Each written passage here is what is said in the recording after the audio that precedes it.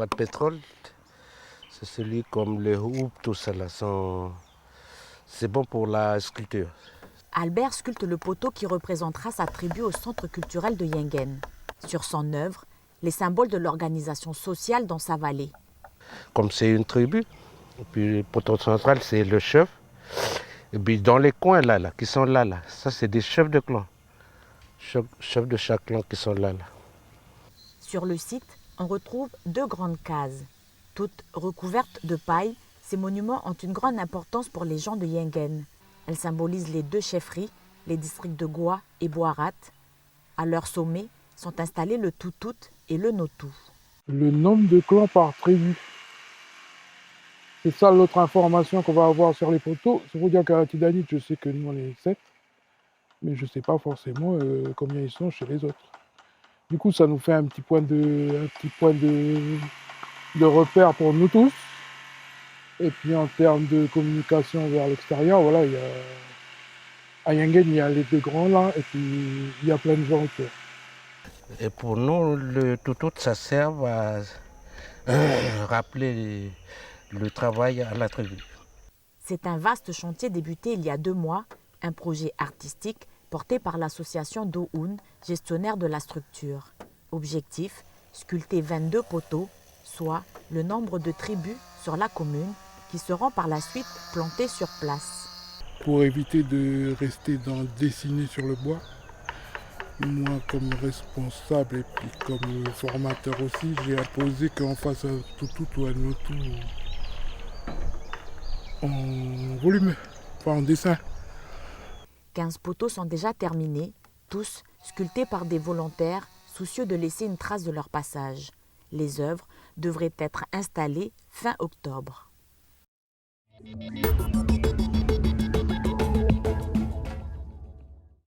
200 pour Carrefour. 210 ici, Adrien. 800 pour Gérard DSM. Colère. 800 francs une fois. 800 francs 2 fois. 800 francs 3 fois. Les enchères vont bon train ce matin dans la chambre froide de l'OCEF. Malgré la crise du Covid-19, la filière viande de Nouvelle-Calédonie se porte bien et semble avoir fait ses preuves.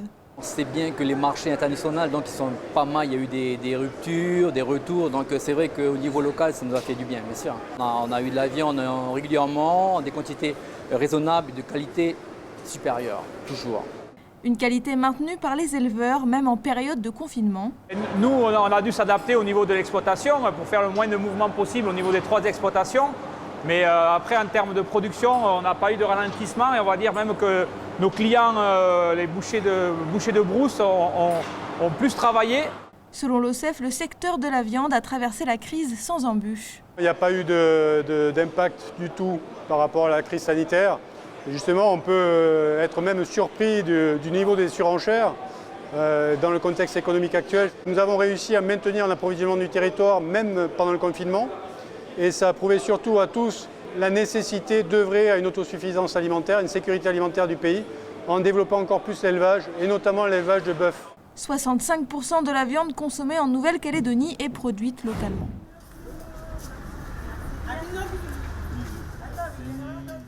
L'opération Chariot solidaire a été renouvelée ce matin sur Koumak par les membres de l'AFA, l'association des familles d'accueil. Objectif, récolter des produits de première nécessité pour les personnes accueillant des enfants dans leur foyer. Depuis 3 mois, plus aucun salaire ne leur est versé. Dans la zone Grand Nord, de Puebo à Poum en passant par Koumak, on compte 6 familles d'accueil. Soutenue par le syndicat Front de lutte sociale, cette action veut aussi alerter sur la situation difficile des familles d'accueil. Pour un enfant, parce qu'on prend à partir d'une semaine, 3 mois sans indemnité, ça veut dire 3 mois avec la même câline. C'est ça que ça veut dire. C'est important aussi que l'on bouge. Ça fait 3 mois que les enfants n'ont rien. On a mangé les feuilles, ils ont mangé les ignames. Voilà. Bientôt, on n'aura plus rien à manger. Donc voilà, c'est un mot en même temps pour interpeller la population sur ce qui se passe. C'est un drame.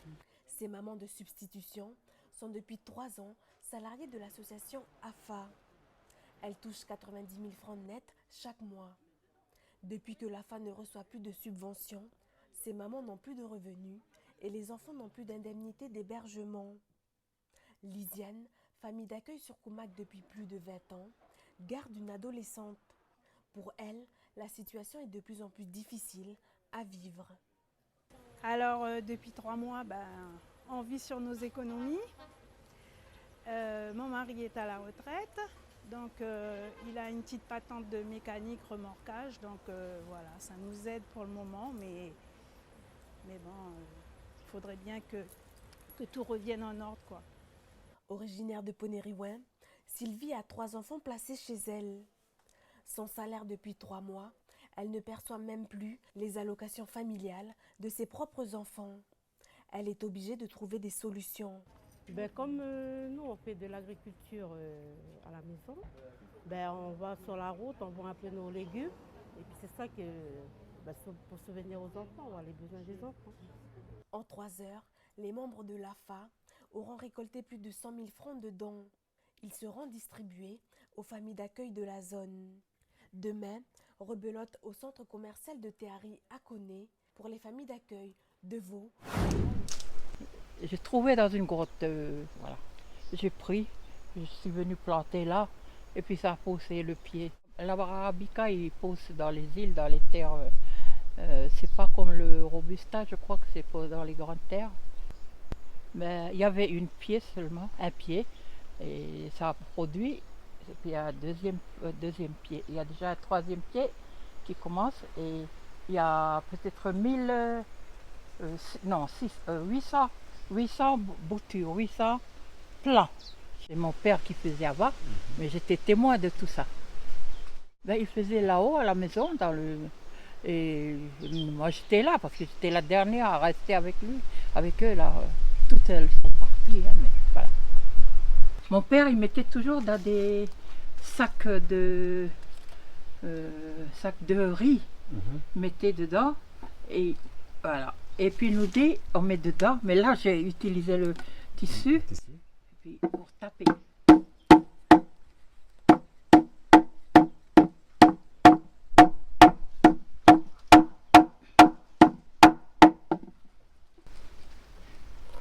C'est pour les faire sortir. Oh, c'est merveilleux, ça. Ça vaut de l'or, ça. En fait, il n'y a rien dessus. Je fais simplement la marmite et je dépose le... Là, il y a 2 kilos de café. Il faut le valoriser dans la province des îles, parce que je ne crois pas qu'il y a personne qui travaille ça ici.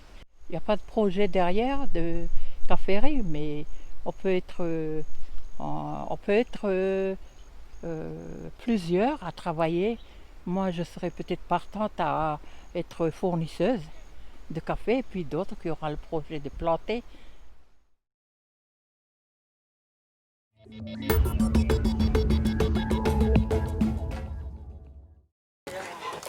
Ta kaloi kene keng eni ala pa menaga le la mani e chami dane kwena panu ala re kwena mere mamala eni beila kola mechi la pentra setane nyo marien kola mechi hulwa popie c'est kola hulwa municipalité c'est kola retraite 2000 ni la umane idani na kucha mjausima ni logo kabine ngara tipani no mene keng le gotuna la pa gela na rafa pon goy ni zebo ko til ani te sing telo ma ne ko telo ma toni ni ga ko daga ben nekon te ma ku ta expliquer la pepa go ya sare ni pegani te dine mele ka to goy post ka ba to tire mani ere 370.000 ani utati dai ada kolem bato da mengene bese ya ne jami do manek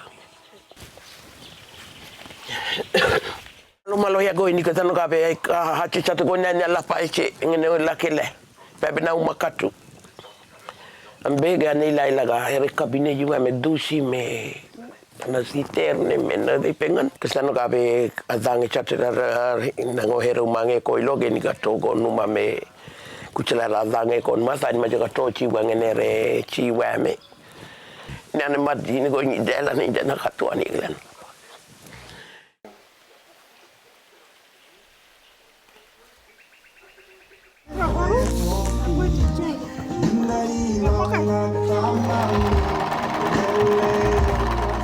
Du haut de ses 9 ans, Maraya appuie sur la pédale comme si elle l'a toujours fait. Et pourtant, c'est une première. Depuis ce matin, plusieurs activités sont proposées. Il y a la pâtisserie, le tressage ou encore la couture. Des ateliers qui s'adressent à tout public. Je suis contente d'être là parce que j'apprends des trucs. J'ai cousu 2 thés d'oreiller. Puis maintenant, on va prendre la mousse puis on va mettre dedans. Des jeux de cohésion étaient également de la partie. Tout droit, à gauche, à gauche, à gauche, encore à gauche, encore à gauche, à gauche. Non, tout ça. C'était quoi l'objectif? Et ça travaille quoi? La communication. La communication déjà, et puis quoi encore? Le mental, bon. Oui, le mental, on peut dire la confiance en soi. Et puis d'apprendre sa droite et sa gauche. Voilà. Pour Mélam, c'est un grand changement par rapport à ses vacances sur Nouméa. Je fais rien, je regarde la télé, des fois je joue au jeu. Sous le thème Apprendre à apprendre, Pasteur a souhaité rassembler les paroissiens dans un cadre différent et surtout en période de vacances. Pour les enfants, pour pouvoir, à travers les moments de la paroisse, mais aussi les moments qui ont des savoir-faire, de partager aussi. C'est un moment de partage et voilà, d'initiation pour les enfants. Puis pour nous aussi, pour les jeunes surtout. L'après-midi est réservé aux activités sportives. Une prochaine journée cohésion sera organisée avant la fin de l'année, durant les périodes de vacances scolaires.